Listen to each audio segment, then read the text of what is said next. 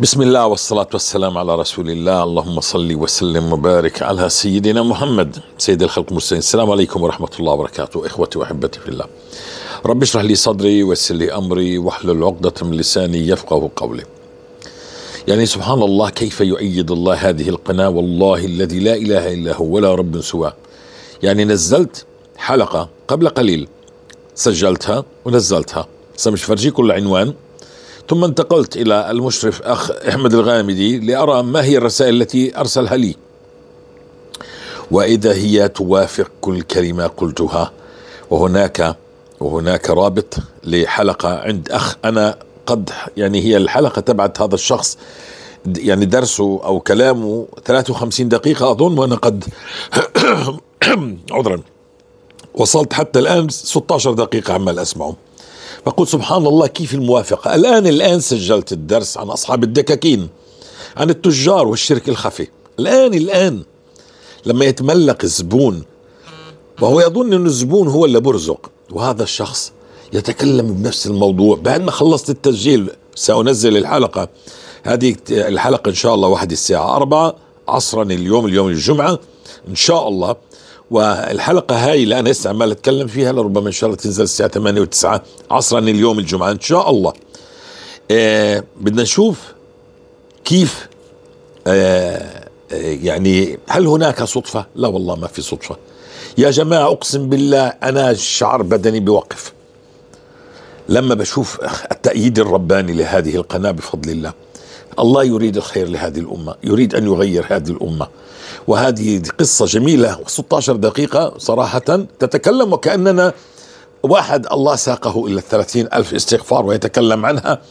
وأنا بعدي مش سامع إذا هو بيعرف عني ولا لا، ولكن هناك شخص راسله على التعليقات وقال بس خلينا نشوف.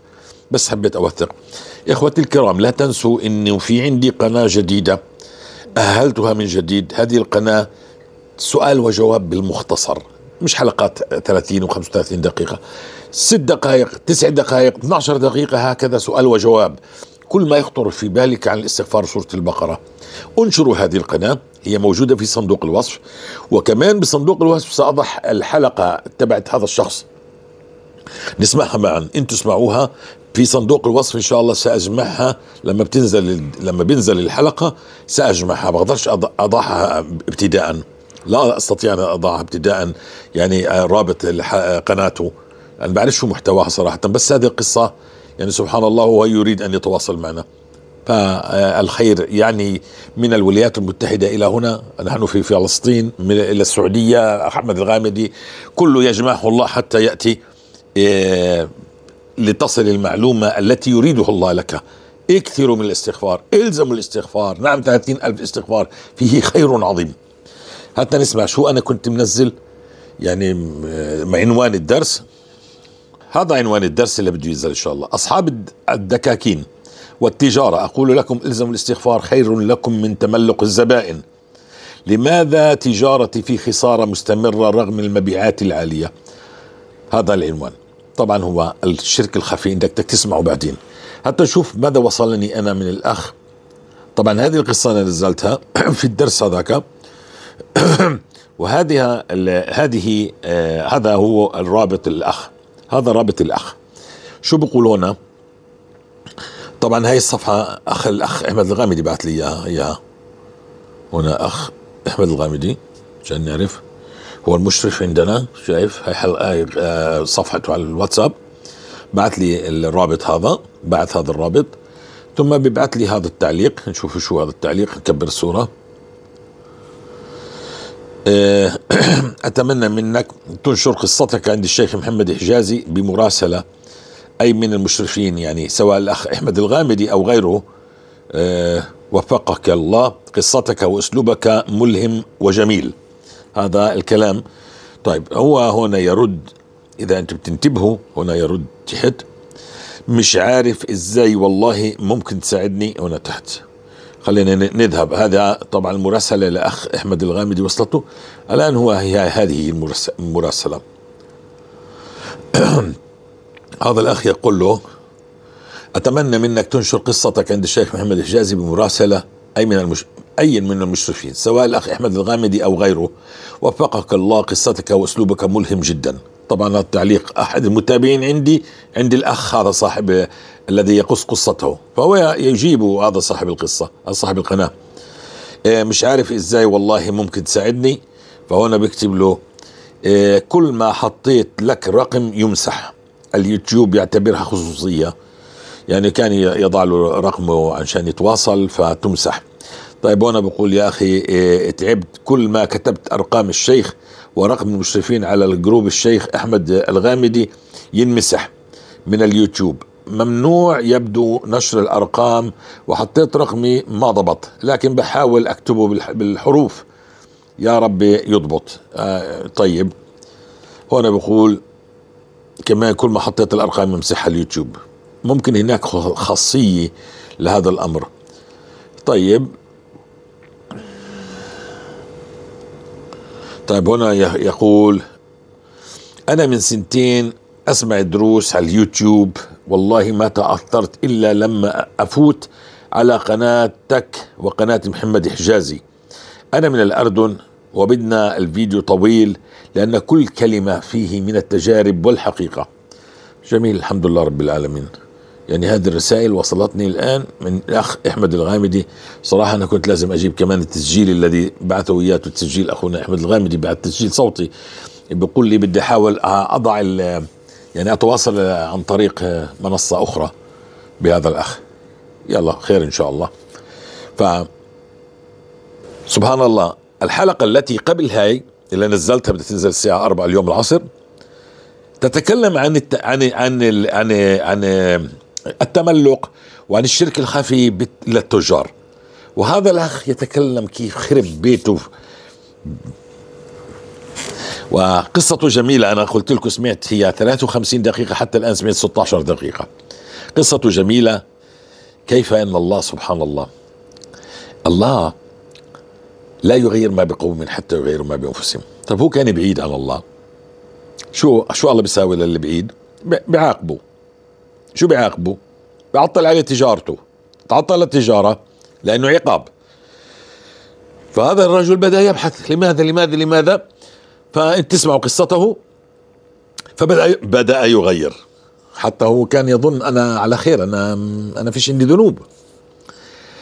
فتسمعوا قصته على صندوق الوصف، يعني التعليق الأول على الفيسبوك بتكون الحلقة هاي مع الرابط، يعني العنوان مع الرابط، موجود الرابط. وفي عندنا قلت لكم قناتي الجديدة، يعني التي أهلتها جديد. كل واحد بيخطر بال لماذا 30,000 استغفار؟ هل أستغفر بالسيارة؟ هل علي أن أستحضر ذنب، أستحضر قلب؟ ما هو أول عطاء الله بالاستغفار؟ ما الذي سأجده عندما أبدأ استغفار؟ متى يأتي الفرج؟ وكل هذه الأسئلة التي تخطر ببالك ستجدها في القناة الثانية مختصرة، لأن القناة هذه المركزية فيها 1900 درس، والحلقات طويلة، وهناك في ناس يعني تستعجل. حتى القصة، أعتذر أنا، حتى القصة التي بدي أنزلها الساعة 4 هي الأخت كانت تقول يا 50 دقيقة و40 دقيقة، إحنا عندنا وقت نسمع هذا الكلام. فلكن سبحان الله عندما قرأ التعليق إنه عند محمد حجازي دخلت إلى القناة وبدأ الفرج من عند الله. إخوتي الكرام، سبحان الله ما في صدفة.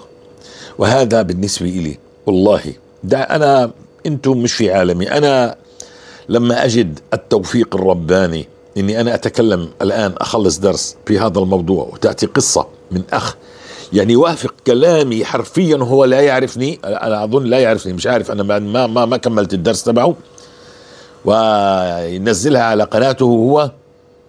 هذا والله هو السداد. نعم، هذا هو السداد من عند الله. هذا هو الذي أنا أقرأه ما بين السطور عند الله جل جلاله. سيغير الله بهذه الأمة، والله سيغير الأمر قريب، والله الأمر قريب. سيسحب البساط من تحت أقدام الظالمين. والله هذول الذين ينكلون بالناس والله سيدفعوا ثمنا قريب. ولكن أنت الذي ينكل بك أخي الكريم، أنت تفقد ذنوبك، ما تفكر حالك إنك أنت ملاك. إذا في احتلال ينكل فيك الله سينتقم من هذا الاحتلال، لكن انت الله ينكل فيك، يسمح لهم بتنكيل فيك، في عندك ذنوب يقتص منك، ما من شوكة يشاكها العبد إلا تحط من خطاياه وترفع من درجته. دير بالك، فهذا الشوك تنكيل وإذلال ومهانة، ما يحصل في الضفة ويحصل في غزة ويحصل في كل مكان، سوريا، لبنان، سمي ما تشاء، في كل بيت، في كل دار، في كل حارة موجود هذا الظلم. نحن نتسلط على بعضنا، الزوج يتسلط على زوجته، والزوجة سليطة اللسان على أهله ومش مخليين، والشياطين مسلطة علينا، والديون مسلطة علينا، كل شيء تسلط علينا بذنب واحد، وانت بتفكر حالك ملاك تدب على الارض.